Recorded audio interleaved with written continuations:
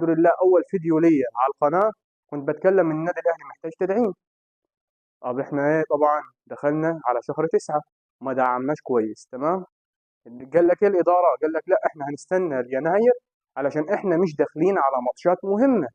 الله، احنا مش داخلين على ماتشات مهمه ازاي يا جماعه؟ احنا داخلين على ماتش الزمالك في السوبر الافريقي، ده مش ماتش مهم اللي خسرناه ابو 2 مليون دولار؟ ده مش ماتش مهم؟ ماشي.